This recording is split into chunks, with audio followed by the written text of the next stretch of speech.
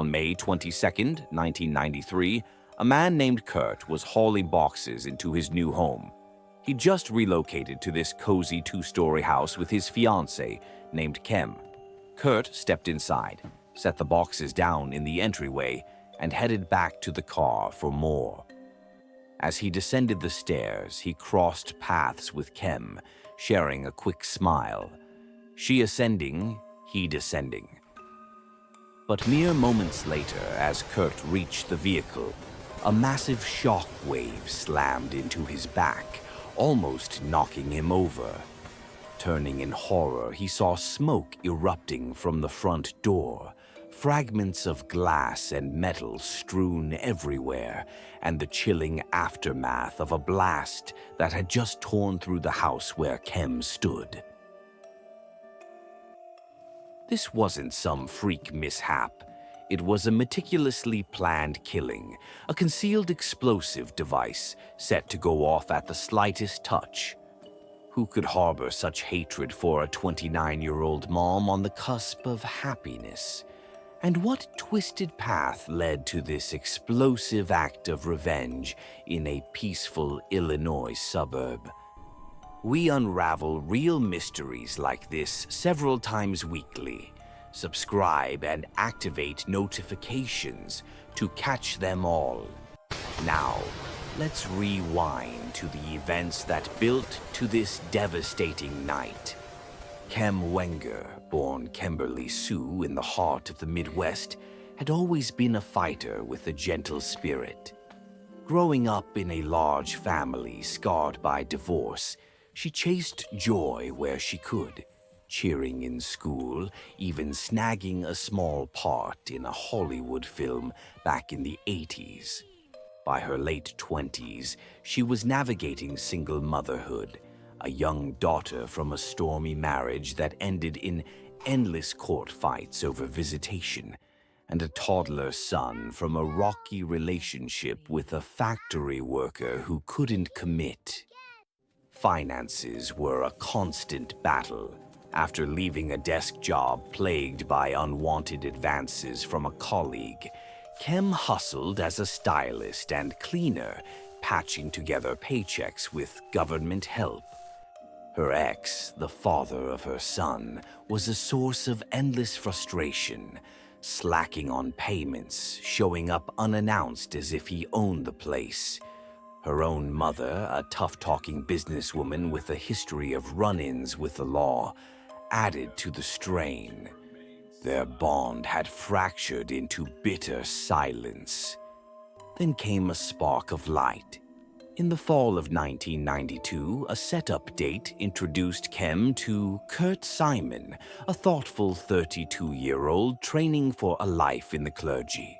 Sparks flew despite the miles separating his studies in Iowa from her Illinois roots. Kurt brought calm. He challenged her ex to respect boundaries and dreamed aloud of stepping in as a father figure to her boy. For Kem, it meant stability. Joint living costs, career plans, and visions of a ceremony drawn from glossy bridal guides. The weekend started with celebration. On May 21st, pals in Iowa hosted a festive send-off bash at a local chapel, gifting a creative cash plant, bills tucked into a potted decoration, as a nod to their upcoming union. Kem beamed, hugging friends, her heart full. The next day, they loaded up and trekked home, arriving under the stars around 10:30 p.m. Kurt took the lead, carrying items into the entry hall before looping back. Kem followed suit, box in arms. Spotting an out-of-place parcel on the floor, absent when she departed days prior, she reached for it. The detonation was brutal and swift. A rigged tube bomb, loaded with pellets for maximum damage, erupted via a sensitive motion sensor, carving a deep gash in the floor and devastating Kem's upper body. She perished on the spot. Kurt, spared outside, charged into the haze, his cries echoing as he discovered the unthinkable. The neighborhood erupted in alarm. Law enforcement swarmed. No blaze, but choking fumes, wailing sirens, wreckage piercing nearby walls. Lead investigator Larry Shepard, seasoned in homicides, spotted the signs. A crafted weapon, pieced together right there in the lower level to sidestep transport risks, with leftover wiring and powder as clues. Kurt drew early scrutiny, unscathed entry, odd movements near the car. Yet tests cleared him. No traces of volatiles, no expertise in such crafts, and testimonials painted a portrait of true affection. He urged probes into alternatives, the unreliable ex's bitterness, the former spouse's legal clashes, the mother's seething disdain.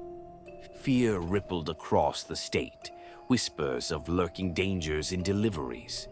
Federal experts rebuilt the mechanism, a clever tilt activator from household parts, demanding precise know-how. This sidelined the erratic mom, but highlighted those with hands-on trades.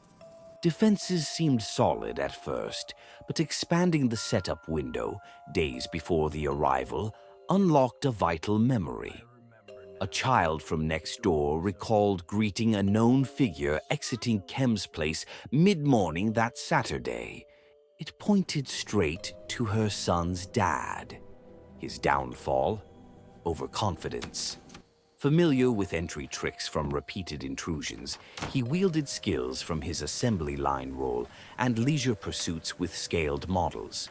Raids uncovered telltale tools, purchased trails for components, and a colleague's account of chilling conversations about silent eliminations and settling scores with Kem. The drive, seething envy over the split, outrage at adoption whispers, courtesy of the meddling mom, and resentment over obligations. He'd pried into her records, scheming to undermine her and seize control. Charged, his initial court round stalled. The follow-up nailed him for premeditated slaying in 1996, earning over half a century behind bars. He passed away confined in 2010, mid-40s, from health woes. Kurt cherished Kem's memory as pure light. Her kids faced the void of her absence, and the community grappled with how presumed familiarity masked lethal intent. Thanks for tuning into this riveting account. What element left you reeling? Comment below. See you in the next one. Keep watchful.